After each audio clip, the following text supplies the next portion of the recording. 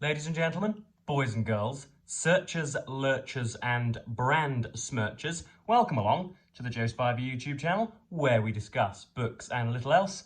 And I feel, first of all, folks, the heavy onus on me to cover and commemorate the death of a very, very good booktuber indeed.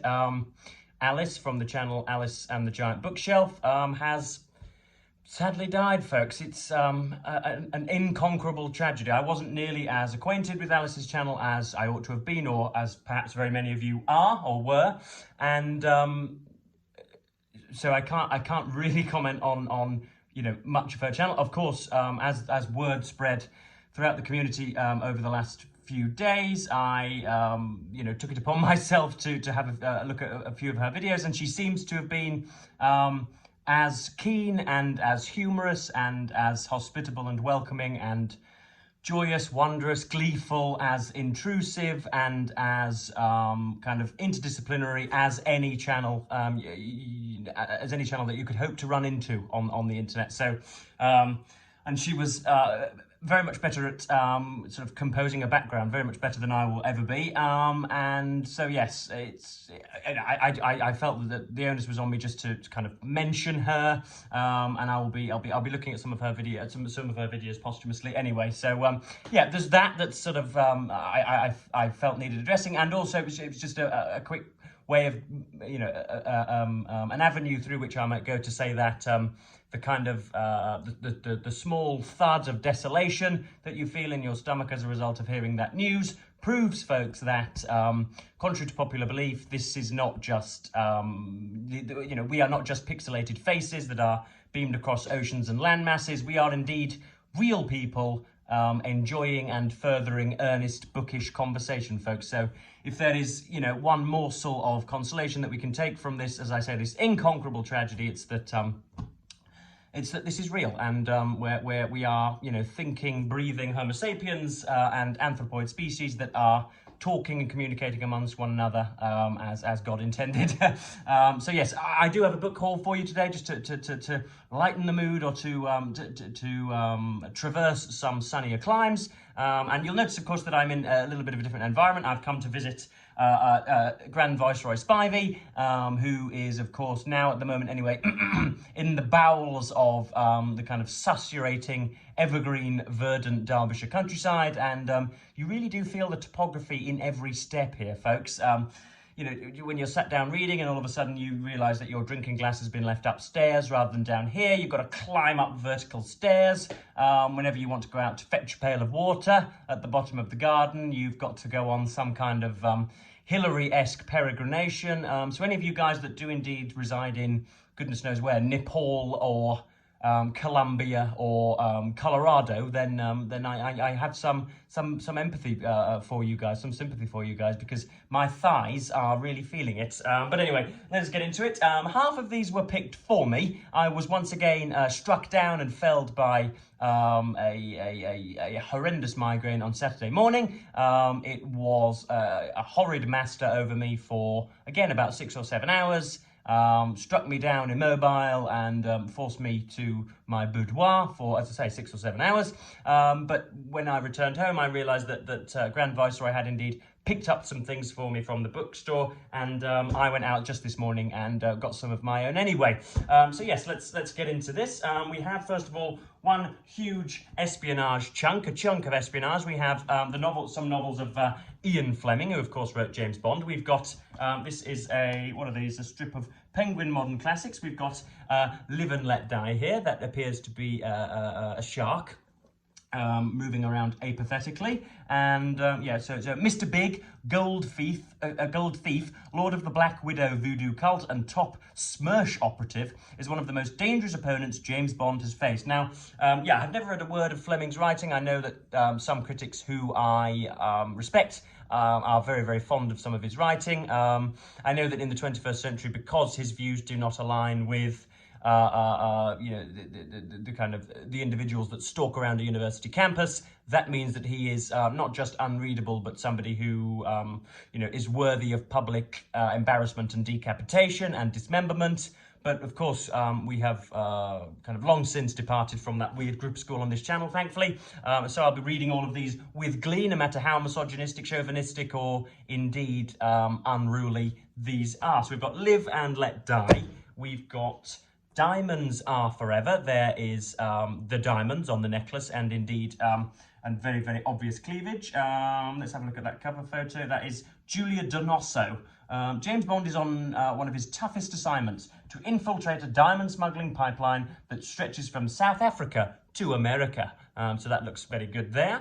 We have Goldfinger. We've got Goldfinger there, look, with what looks to be an ailing statue smothered in gold. Returning from Mexico after cracking a squalid heroin ring, Bond is only too happy to stay at a Miami hotel and figure out how Auric Goldfinger is cheating at canasta.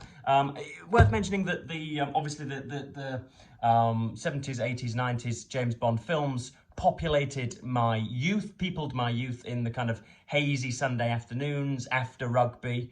And indeed after all of the jollity of a Sunday morning when mother's busy in the kitchen and I'm there grinding away the stuffing on pestle and mortar, you would have Sean Connery on, or you would have goodness knows Pierce Brosnan on, and then progressively bits of Daniel Craig as well. So I know some of the stories. I've never really been ever so keen on the James Bond films, I will be honest, folks, to use that horrid modern neologism.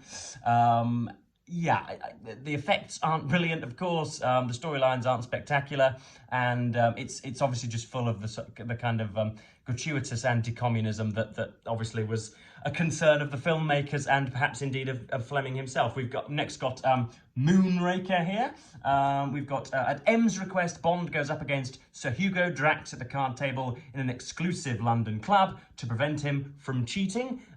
We have Dr. No there, again with a perfectly meritable female, as I'm sure we'll all agree. A British Secret Service agent and his secretary have gone missing from their base in Kingston, Jamaica. M thinks this will be an easy case for 007, still recovering from his near-fatal encounter with a Russian agent. So there is some more Bond fodder on the front. And then we have Thunderball. We have Mr. Connery himself, there's Sean Connery.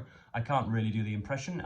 Blofeld, leader of the terror organization Spectre, is holding the world to ransom. He has stolen 2 powerful atomic weapons and will destroy a major city if his demands for £100 million are not met. Again, that sort of sounds like the fantasy of a kind of impecunious 8-year-old, but 'twas ever thus. And then, of course, we have You Only Live Twice, which with Sean Connery holding a great chode of a pistol there, I'm sure you'll agree, shattered by the murder of his wife at the hands of Ernst Stavro Blofeld. James Bond has gone to pieces as an agent. So these are, no more than about 200 pages. So there'd be, and I think they're quite evenly spaced. So I think there'd probably be 24 hours work for me, so I'll probably get to one of those this week. They're sort of sitting in the corner, a little bit unprepossessing. They're not exactly calling out to me, but for some reason they do have an allure, because it's probably a genre with which I'm not acquainted at all. That of crime and espionage fiction, bits of John le Carré and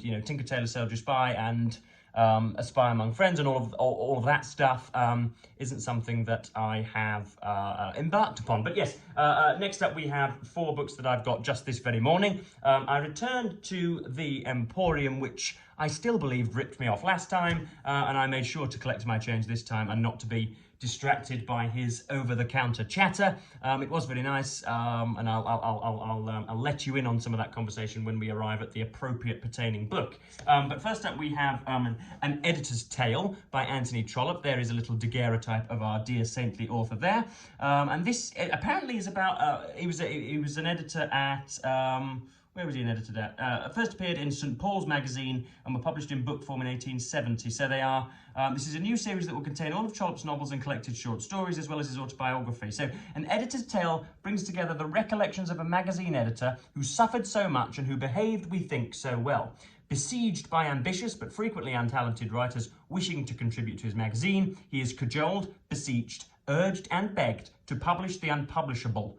His most terrifying task is to give a frank, truthful criticism of the work he receives. For every supplicant, from the formidable Mrs. Brumbury to the meek Mary Gresley, demands very careful handling. So I think this is going to be, yeah, by the sounds of it, this is going to be, are they written recollections of are they just essentially diary entries of Trollope sort of prevaricating about what does and doesn't go into his magazine? I can't really think. Yeah, so we've got the Panjandrum, Josephine de Montmorency, Mary Gresley. Yes, I think these are.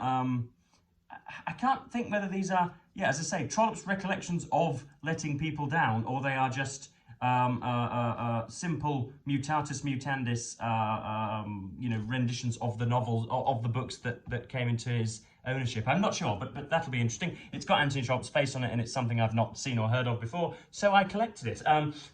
Next up we have, this is by Robert Nye, and this is The Memoirs of Lord Byron.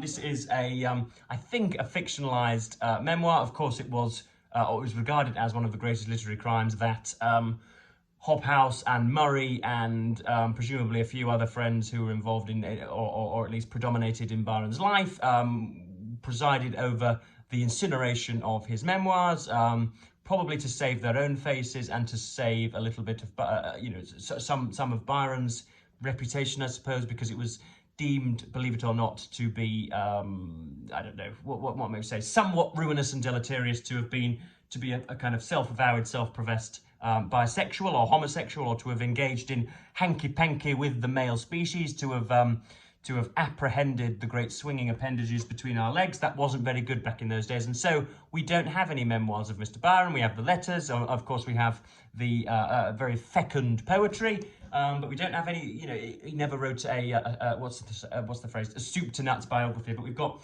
something invented here. Even before Byron was decently buried, lawyers representing his wife and sister saw to it that the manuscript of the poet's memoirs was first torn up and then burned. Why? Could it have been because the book contained revelations of his incestuous love for his sister Augusta, or details of those unnatural sexual practices hinted at by his wife Annabella and his mistress Lady Caroline Lamb? Even without those memoirs, Byron's reputation falls far short of the saintly. He is regarded in death as he was his life, and there we go, mad, bad, dangerous to know, yada, yada, yada. So this is, as I say, he's going to be taking on the character of Lord Byron. As to whether he's going to do that very well stylistically, or whether he's just going to kind of repeat what we know of Byron, I'm not sure. But again, anything about Byron's life that I haven't read before has to be picked up, and so I did so. And then penultimately we have something which I know grinds the gears, or is a bee within the bonnet of some critics on this community, within this community. But we have John Updike. This is a rabbit omnibus, and I believe his rabbit series ran to at least a tetralogy or a pentralogy or whatever. But this is the first three. We've got John Updike's Rabbit Run, Rabbit Redux, and Rabbit is Rich. And we've got some praise from, here we've got Anita Bruckner in The Spectator, some praise from the Daily Telegraph, some praise from John Banville, of all people, and Ian McEwan. So the usual sect who would just very much like to signal their membership of Updike's particular view. I understand that he is quite, what shall we say,